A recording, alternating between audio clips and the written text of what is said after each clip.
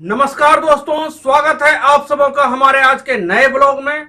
और आज के ब्लॉग में दोस्तों हम NH80 और 4 लेन रोड से अलग हट करके कुछ नया चीज आपको दिखाने जा रहे हैं, जो कि आज के समय में वर्तमान कलयुग में मनुष्य और पक्षी के बीच में यह दोस्ती का बेमिसाल उदाहरण आज आरिफ और सारस के बीच पूरी दुनिया में फेमस हो रहा है।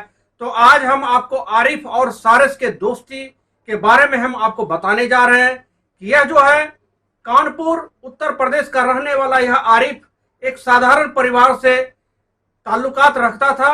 और जब वह अपने खेत में घूमने के लिए गया तो वहां एक घायल अवस्था में एक सारस गिरा पड़ा हुआ था।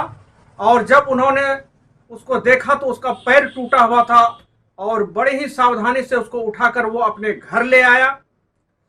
और घर लाने के बाद उसका एक घरेलू तरीके से उसका इलाज शुरू किया और मरहम पट्टी करने के बाद एक जो ग्रामीण स्तर से जिस तरह से कि पशु पक्षी का इलाज किया जाता है, बत्ती वगैरह बांध करके उसमें हल्दी वगैरह का लेप लगा करके उसका इलाज किया और 1 महीने के दरमियान उसका पैर ठीक हो गया। और आरिफ को लगा कि जब इसका पैर ठीक हो जाएगा और जब ये अपने पैर पर चलने लगेगा और यह उड़ने लगेगा तो यह छोड़ करके चला जाएगा, लेकिन यहाँ बिल्कुल उल्टा हो गया। और धीरे धीरे वह सारस उस आरिफ के ऊपर इतना विश्वास करने लगा कि साथ ही साथ खाना पीना सब कुछ करने लगा और आरिफ भी उनकी लगातार सेवा करते रहा। और आज के समय में सारस और आरिफ की दोस्ती इतना गहरी हो गई है कि सारस एक पल के लिए भी अपने मित्र आरिफ को छोड़ना नहीं चाहता है। यहां तक कि आरिफ जब मोटरसाइकिल से जब चलता है तो वह उसके ऊपर ऊपर उड़ता है। ये बहुत ही गजब का ये दोस्ती का मिसाल है और आपको हम दिखाना चाहेंगे आरिफ और सारस की दोस्ती का। आप देख पा रहे होंगे दोस्तों कि किस प्रकार से ये दोनों की दोस्ती है और दोनों साथ ही साथ एक ही थाली में खाना खाते हैं। और जब कभी आरिफ घर से बाहर चला जाता है और जब वापस आता है तो उसके इंतजार में सारस खड़ा रहता है और उसका इंतजार करते रहता है।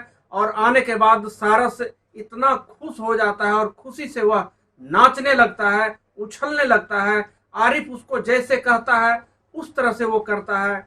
दोस्तों, आज आरिफ और सारस की दोस्ती को देखने के लिए बड़े बड़े नेता उनके घरों पे आते हैं और काफी संख्या में प्रतिदिन भीड़ लगी रहती है। मीडिया वालों की, तमाम ग्रामीणों के, देखने वालों के, दूर दूर से लोग इसको देखने के लिए आते हैं।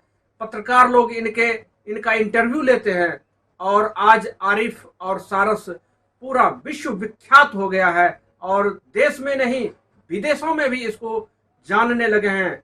दोस्तों, जैसा कि आरिफ बताते हैं कि यह दिन में कभी कभी अपने साथी संगी के साथ भोजन के तलाश में चले जाते हैं और जब शाम होती है तो शाम को पुनः वह सभी उनके दोस्त मित्र अपने अपने घर चले जाते हैं। और सारस जो इनका दोस्त है, आरिफ का जो दोस्त है, वो आरिफ के घर चला आता है और किसी भी बंधन में नहीं रहता है। ऐसा नहीं कि सारस को आरिफ जो है किसी बंधन में रखता है, किसी पिंजड़े में रखता है या रस्सी से बांध के रखता है, ऐसा नहीं है।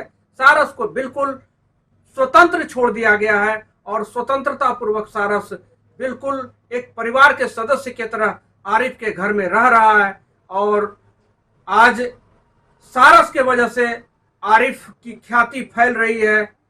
तो बिल्कुल दोस्तों, आज के समय में, इस युग में, आज एक पक्षी और मनुष्य की जो इतनी बेमिसाल दोस्ती एक उदाहरण के लायक है और देखने के लायक है।